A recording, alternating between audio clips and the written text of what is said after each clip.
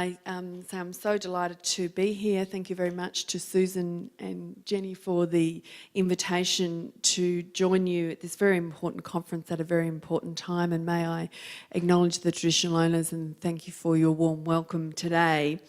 And we certainly do come together, I think, probably with very diverse interests, very different experiences, but I would suggest with a very shared passion and concern for the way in which Australia is currently setting its debate. And I think, Andrew, your contribution this morning to really sharpen, I think, what we might see as sometimes terrible times, but I think I agree with you that the way in which the federal government budget came out on budget night, I certainly remember it very well. I was in the lockup, it was hot and sweaty, there were a lot of people there. We had a bit of a view. ACOSS was one of those ones in the lead up to the budget saying, well, we agree with you that we need to secure a sustainable financial future for the country. We agreed that there were some challenges with the way the budget settings were currently taking us in the wrong direction. And to some extent, we agreed that the age of entitlement, where in fact rights were not at play, it was time for us to revisit where people did need government support and where probably some people didn't need it. So on budget night, I think we were extremely concerned when we saw that the measures that the government finally decided to take out to the Australian public to make the case for reform quite clearly impacted most negatively on the people who have the least, and we believe deeply privileged those who could certainly have afforded to share more for the common good of the nation. And that is why, as in conjunction with our colleagues around the country, we are very determined to be clear, to work with the evidence, but as importantly, to mobilise a very clear voice about what we want as a country in order to ensure for the common good that people live lives of decency and are treated with respect. And obviously, the role of civil society gets deeply challenged in these times. I'm very privileged to be involved right now with the Civil Society 20 group. So as you know, Australia has the presidency for the G20. So in November in Brisbane, many global leaders from developed nations will be gathering to take up again, we hope, the challenge that has been put to those countries about, on the one hand, how to secure sustainable economic growth, but if you listen to the voices of the IMF and the OECD, how to ensure that economic growth is done in a way which is inclusive and in which there is a greater sharing of the benefits from that growth. And the conservative data analysis from the OECD and the IMF shows us that whilst Australia is not one of the most unequal countries in the world, we are trending faster, we are the third fastest in the rate of growth of inequality. So right now, whilst we are on some measures the wealthiest country in the globe, we are on a path and on a direction where we will see increased inequality, and the data shows us that we have a rise in the level of poverty amongst the community. And ACOSS will be shortly, in the lead up to Anti-Poverty Week, providing a new analysis about the level of poverty and the trends that underpin that. So, as Australia's presidency, we have a deep responsibility to be coming to that platform with a clear framework for what inclusive growth really looks like. And quite new in the G20 process, there has been an institutional recognition of the role and responsibility of civil society in that debate. Historically, business groups were always in the game. And then along came the union movement, and now in the last couple of years, the civil society organisations have been given formal recognition in this. But we have a big responsibility. There was, I think, a very important reflection from those that gathered a month or so ago from civil society, drawn across these countries, where we looked at what were the current challenges to the role of the community, to the role of civil society in the future of nations.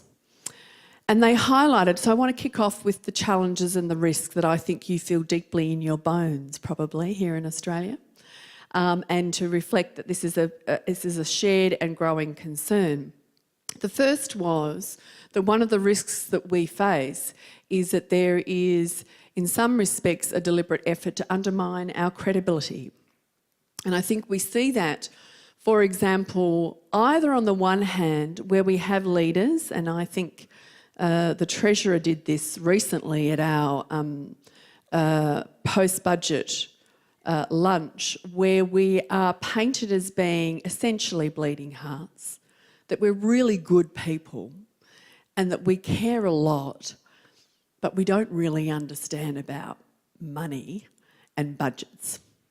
So we get painted as marginal in the debate, that we don't have the skills and capacity to grapple with the complexity of economic, social and environmental policy.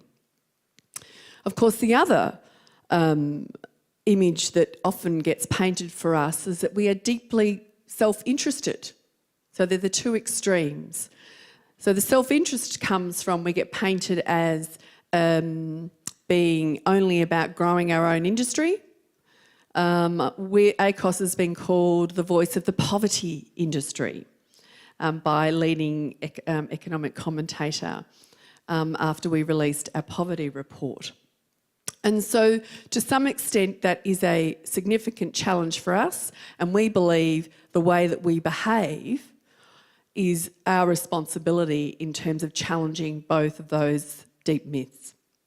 The second area that was highlighted, and I think I want to highlight these so perhaps we can have a further discussion to test this with you, is the undermining of, in terms of governments, about respecting our right to advocate and to campaign. And I think that we clearly have some significant developments that are going on in Australia right now where that is being challenged. We've had the defunding of the Refugee Council through the Attorney General's Department. Right now, community legal centres are being contracted up to prevent being involved in policy and advocacy. We have within the Aboriginal Legal Services a similar message of that funding should only be targeted to direct services. And I think, as we know at the Commonwealth level, we are right now in a further throwing up of funding. And I want to assure you that ACOSS, as of just yesterday, was very clearly in the room with the Department of Social Services saying that this is fundamental to us and that we will not accept any kind of constraints on our capacity to have a voice, because it is a deep responsibility for us to do that. And it is a core element of the features of community and of civil society. We are absolutely determined to deeply criticise every move that tries to shut us down. Yeah, we will not be silent. We will not be silent. The third challenge that was identified was that to the extent that civil society space is being taken up by the private sector. This is, of course, not a new trend in Australia, and I think this is where it throws to us to come back to what is the unique features of a community-driven approach to community development, to service delivery, to research, to evaluation, to all those functions which in different contexts you are involved in, and I want to come back to that. And the fourth challenge that was identified by this global group was the continuing undermining of the capacity of civil society organisations and community organisations to have our own independent evidence base. The extent to which it is very difficult to secure research funding to be embedded within your work, the extent to which historically we've had increasing inability for our evidence to be published under certain government contracts, for us to be able to track our own learning and to have an accessible, vibrant set of data and voices from the people we work with to underpin the legitimacy of our own voice. This is a global trend. I think in the Australian context, certainly at the federal level, it was recognised by us through ACOSS and our membership that there has been a raft of reactive policy processes driven by government that to some extent has tied us up in responding to, for example, the ACNC, all of the work around that, the regulation, deregulation agenda. I'm sure that many in the room are exhausted by government-driven reform processes of one kind or the other. So we certainly felt that it was very important for us to come together, not because government required us to do it, but because it is our responsibility to spend some time thinking and to have some deep reflection about what our positive agenda is on the role and responsibility of civil society in Australia. Now, this work for us commenced earlier this year. Some of you may have been there. We held a process based in Sydney initially, but we've certainly continued the conversation, and today is another for me of wanting to listen to you. But one of and so through this process, we've identified what we believe to be some of our core responsibilities as civil society. They may not fit with your worldview, but I'm very interested to hear from you about this.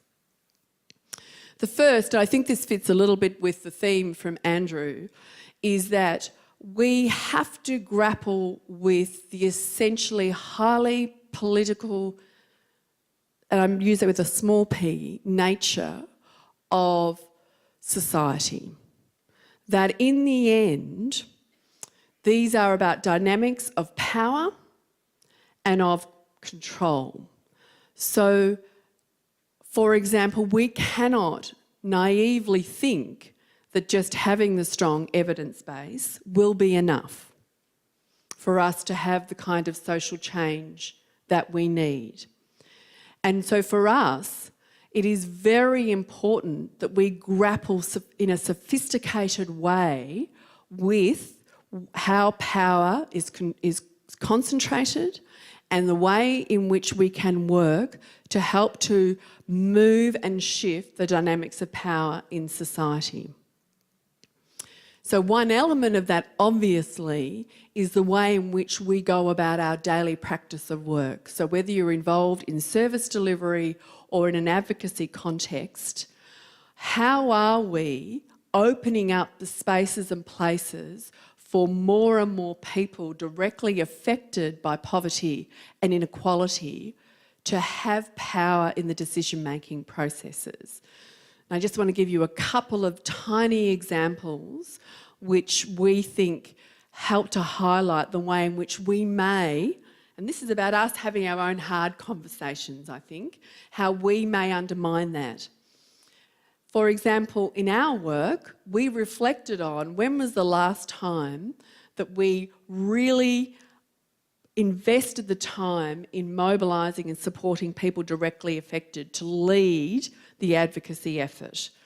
There's certainly been an intention, but we have become better and better, we hope, at thinking every time we come to Canberra, who are we coming with, and are we providing the place for people directly affected? There is a privilege of being in this particular role.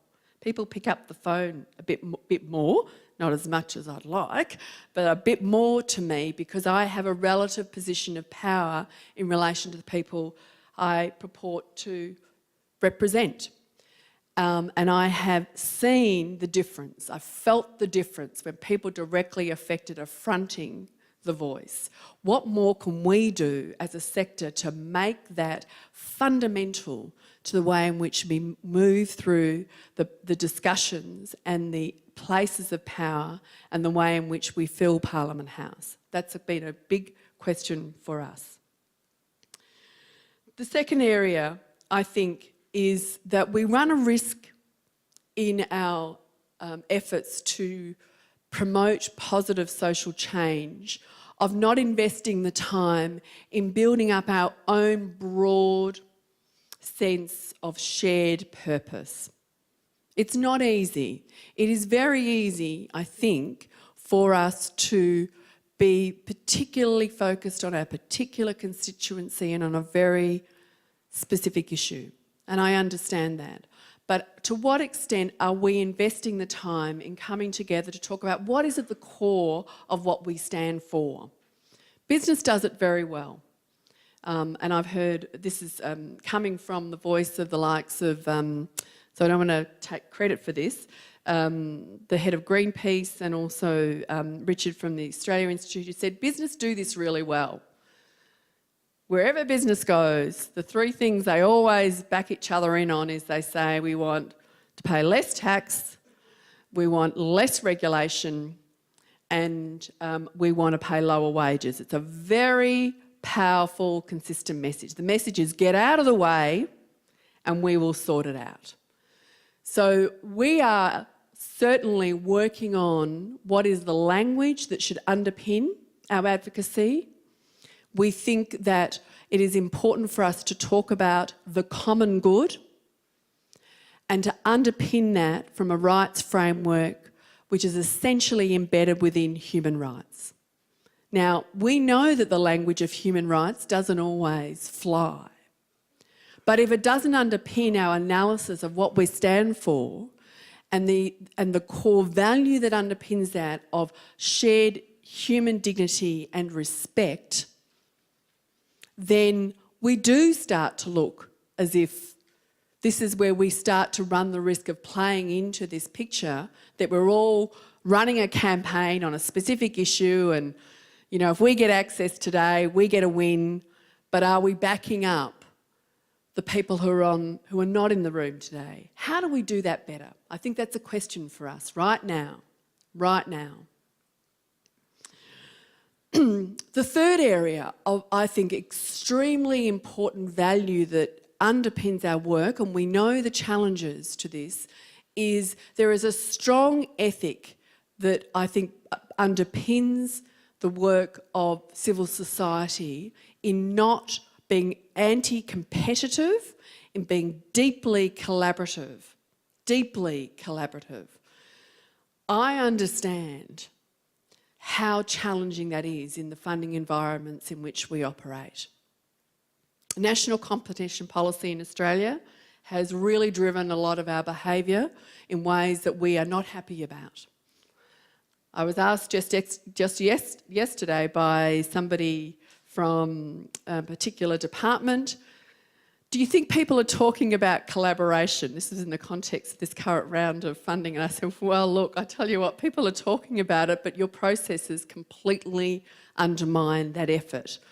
So I think for us, what is the way in which we can invest our time, our leadership time, in being deeply collaborative? I clearly see that the causes have a role, but it's not only this particular mechanism. For us to be looking at what the big challenges are, and I would highlight one today, which is about our revenue base, the tax base that underpins everything that we may or may not be capable of doing in terms of investment in the future.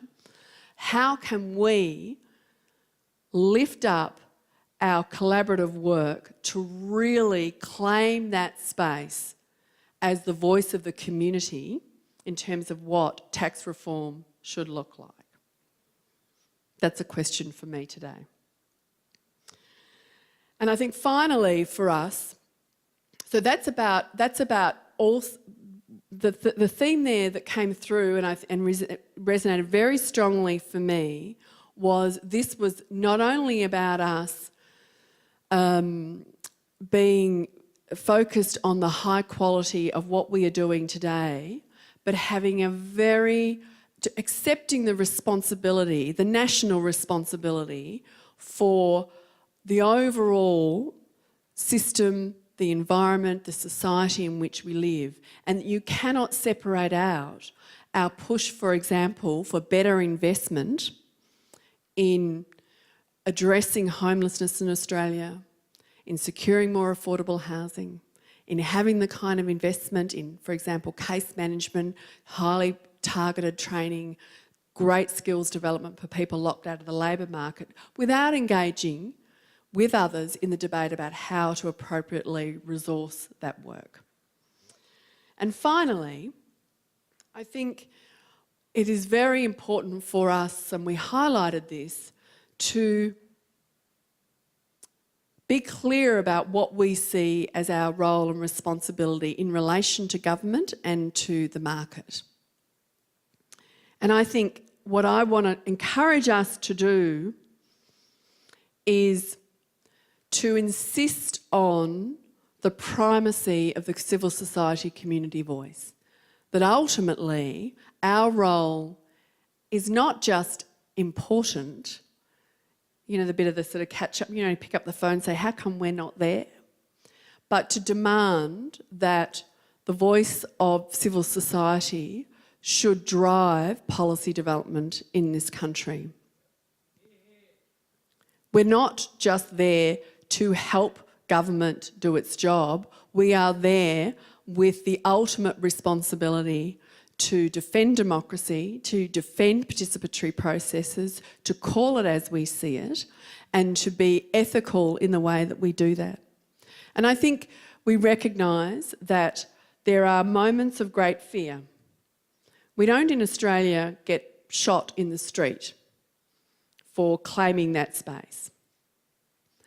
But I think it's very real. We understand that losing your job is a bad place to be. We understand that our funding uncertainty rattles the cage.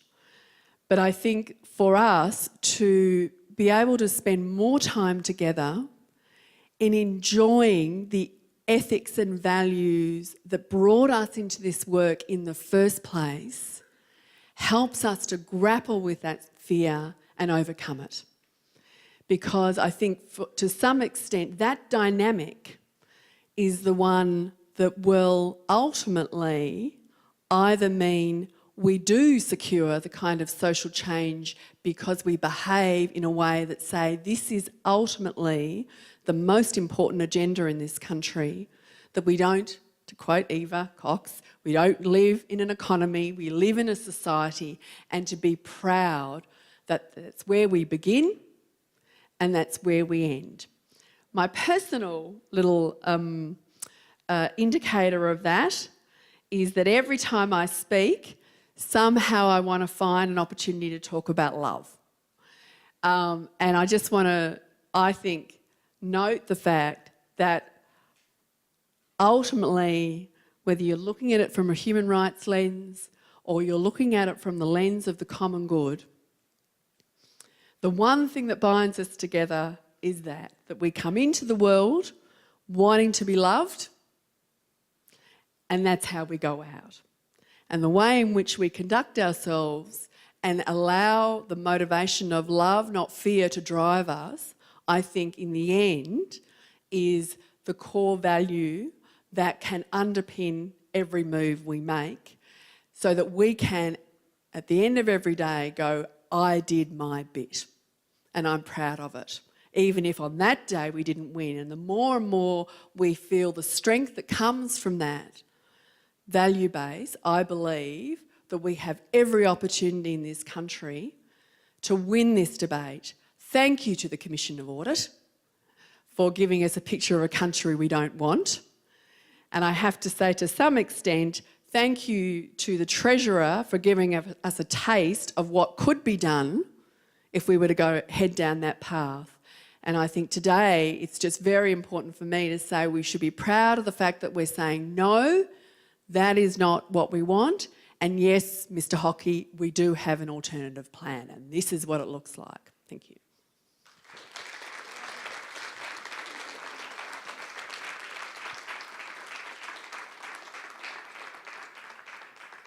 Cassandra, I'm Camilla Rowland from Carolina Programs. I'm also on the ACOSS board. Thank you for your sentiments and it's not just sentiments, but a really strong policy position. What I'm really interested to find out is, other than the social services sector, do we have any champions in the business world who are backing what we view as really strong policy for civil society? Because everything I'm reading in business magazines tends to focus from those leaders in banks and other institutions on the economy. There is very little focus on civil society. And yes, they might have their philanthropic foundations, but they're not using that opportunity, as far as I can read, about really standing up for what we are saying as part of ACOSS. So there's a couple of examples I'd share with you of where I think we can claim some gains that can be made from investing in that kind of engagement. I think it is it's almost a comfortable place for us to see ourselves as different, to see ourselves as better, you know, that we've got these values that underpin what we do, when hopefully part of what you heard in my initial comments was that the fundamental humanity underpins us all, you know, that we're not inherently better because, you know, many business people are involved in civil society work. And so we, for example, in the area of long-term unemployment, as you may know, we invested quite a lot of work in forging a collaborative alliance with the Business Council of Australia and with the ACTU to build up a platform of what we felt was going to really work. Now, that wasn't an easy piece of work because we've all got our constituencies, and these sorts of peak bodies, you know, have their ones on the edge, all of us do. But it has been very important, I think, for example, in the way in which the Business Council then responded to the announcement on the Work for the Dole and to the announcement on the 40 jobs a month. There's been a lot of behind the scenes work on us building a shared understanding and I guess in a sense allowing the conversations to build up a shared perspective. Now, that work actually came out of personal relationships initially. Some investing, you know, Jennifer Westacott was fairly new in her job, I was fairly new in my job, so was Jed Carney. We had coffee, we said, it's up to us, can we do this? So there was that example. Now, yesterday I was speaking over where Mr. Hockey was on the panel. He was on the panel and I asked him, I said to him, when we came to you with this shared position on what should be done, how did you get to the point of doing something completely different? And he actually had no answer, and he threw it to the New Zealand colleague on the panel. He didn't answer it because there is no answer to that. So those kinds of relationships I think are incredibly important for us to invest in the common ground. But it's not easy. So I think part of it, one of the reflections you might all want to make is how much time do each of us spend in picking up the phone in your local context to those who are not like you? You know, how do we do that in a personal way, and so that we don't get into this place of the comfort of just speaking to people who are perceived as our own kind. It's worth doing. It's not everything, because on my first theme about power and control, the business voice is much more powerful. There's no question about it. And certainly at the moment when you've got a Prime Minister who has only got a business advisory group, and we're on the record, we've criticised him for that, and we have had occasions where business leaders have picked up the phone to me and said, you should be there. And I said, right, well, how do we make that happen? Another area is in the work on infrastructure. We're about to see a whole lot of money go out into the private sector and through the C20, and I think we're at ACOSS we're going to invest in national advocacy on this and saying in the governance of infrastructure investment there must be shared representation on the boards of community social policy experts, because every single piece of infrastructure needs to have both an economic, social policy and an environmental impact.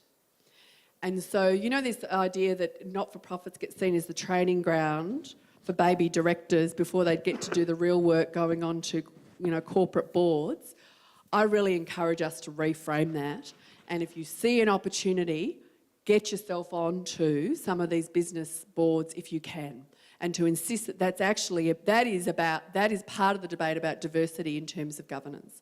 The NBN, nobody, great respect for the people on that board, but nobody with social policy or community sector expertise on one of the most important pieces of investment in social infrastructure we've ever seen. Ladies and gentlemen, please thank Dr. Cassandra Goldie.